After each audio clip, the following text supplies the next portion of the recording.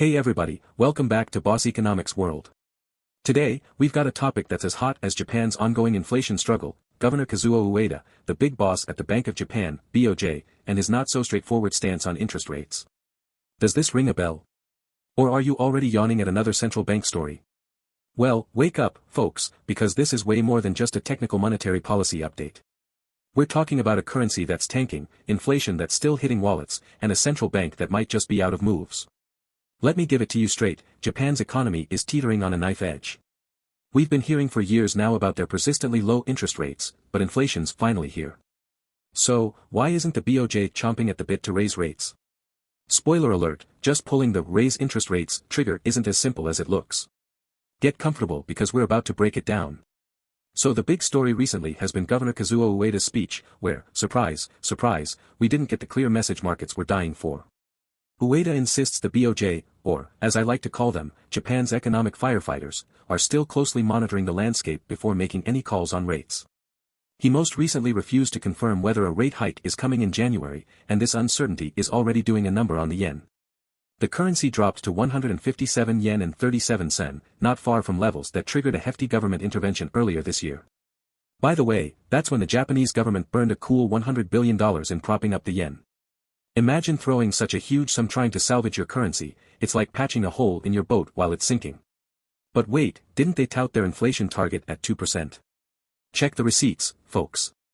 Japan has stayed at or above that famed 2% target for about 2.5 years straight. Yay, right? Not quite.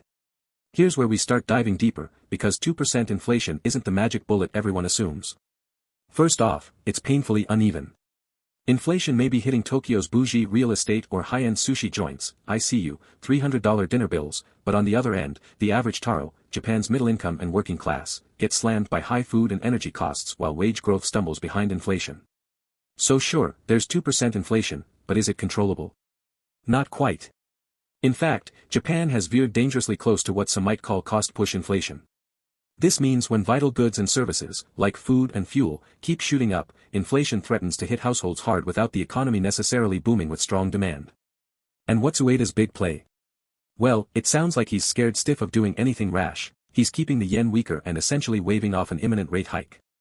At least that's the read from market watchers. Meanwhile, guess what that weaker yen does? It pushes import costs up, you heard it, putting even more pressure on consumers. It hurts when about half the oil and energy Japan uses to keep its industries and households running are imported. The truth is Japan is sitting on a mountain of debt. No figures are missing here, we're looking at government debt hovering at an eye-popping 260% of GDP, and counting.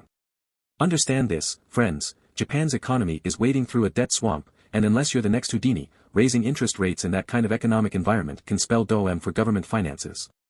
Why? Because higher rates mean bigger interest payments on that massive debt pile, pushing more and more taxpayer money toward debt service instead of anything else that makes life decent, like healthcare, pensions, roads, and schools. And hey, about those legendary, negative interest rates Japan's had for years. The logic behind that was to spark spending like lighting a flame under a pile of wood. Except, Japan's demographic time bomb complicates everything. Folks, we've got to talk about Japan's aging population. It's not just a side issue. This is the crux of many of the country's economic problems. The population is rapidly shrinking, and with fewer young spenders and more retirees, you're not going to get that consumption boost everyone was hoping for. Why spend money when you're staring at retirement with a reduced income, right? Combine that with Japan's ridiculously high household savings rate, and well, you see the conundrum here, no wonder for 2 decades we've seen sluggish growth. And so, what happens when you try to nudge a shrinking, aging population into spending more? They barely do. And that's been BOJ's dilemma for so long. How do you boost economic activity in a society that has fewer consumers in the first place? We're looking at a textbook case of structural stagnation, where demand remains weak no matter how low you push the rates. Youthful innovation. Middle-class dreams. They're not ticking away in Japan like progress textbooks might say. Ah yes, the striking mismatch, prices go up, but wage growth plays hard to get. This is where Japan's famed labor market rigidity kicks in. Year after year, you get these massive, high-profile labor management wage negotiations, but the results barely scratch the surface of what Ueda needs to see before the BOJ pumps the brakes on its ultra-loose policies. Back in the spring flaunted hopes ran high for stronger wage hikes, we're eyeing union results, but let's be honest, wage growth hit between 2% and 3% ranges, far short of what the inflation juggernaut demands. Until they can show sustained wage price spiral, the healthy kind, not spiraling doom, the BOJ sits tight. In Tokyo's words, show me the money, or in this case, show me the wages. And Ueda knows there's still a giant asterisk next to anything resembling victory so far.